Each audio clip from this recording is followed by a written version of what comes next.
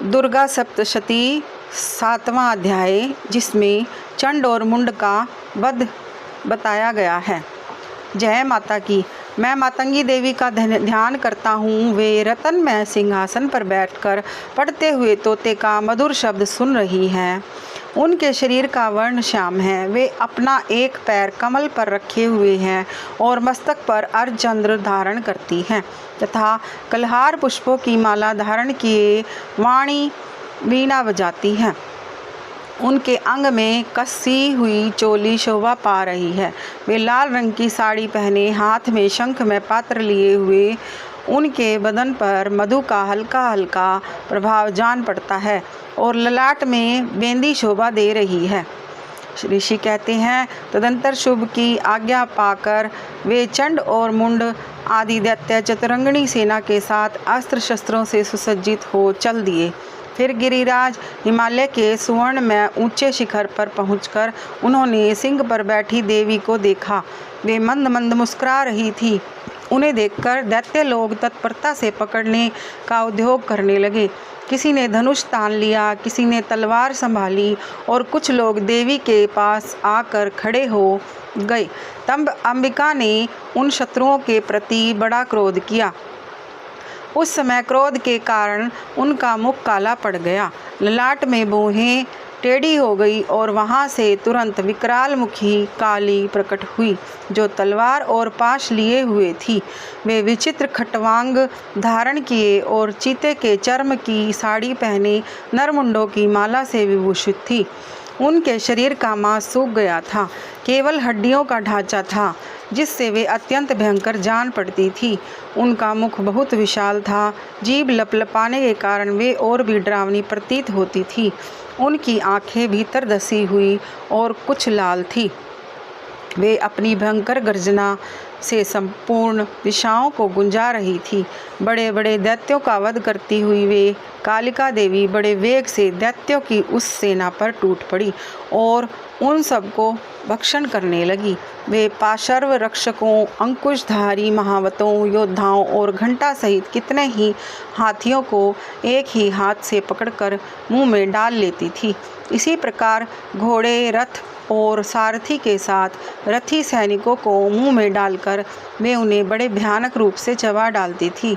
किसी के बाल पकड़ लेती, किसी का गला दबा देती, किसी को पैरों से कुचल डालती और किसी को छाती के धक्के से गिराकर मार डालती थी।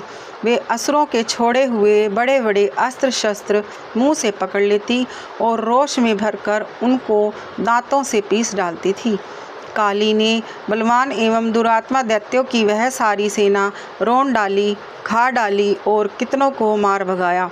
कोई तलवार के घाट उतार गए, कोई खटवांगों से पीटे गए और कितने ही असुर दांतों के अग्रभाग से कुचले जाकर मृत्यु को प्राप्त हुए। इस प्रकार देवी ने असुरों की उस सारी सेना को क्षण भर से मार गिराया। यह देख चंड उन अत्यंत भयानक काली देवी की ओर दौड़ा तथा महादैत्य मुंड ने भी अत्यंत भयंकर बाणों की वर्षा से तथा हजारों बार चलाए हुए चक्रों से उन भयानक नेत्रों वाली देवी को आच्छादित कर दिया। वे अनेकों चक्र देवी के मुख में समाते हुए ऐसे जान पड़े मानो सूर्य के बहुतेरे मंडल बादलों के उदर में प्रवेश कर रहे हों। तब भयंकर गर्जना करने वाली काली ने अत्यंत रोष में भरकर विकट अट्टहास किया। उस समय उनके विकराल वदन के भीतर कठिनता से देखे जा सकने वाले दांतों की प्रभा से वे अत्यंत उज्ज्वल दिखाई देती थी। देवी ने बहुत बड़ी तलवार हाथ में ले हम का उच्चारण करके चंड पर धावा किया और उसके केश पकड़कर उसी तलवार से उसका मस्तक काट डाला।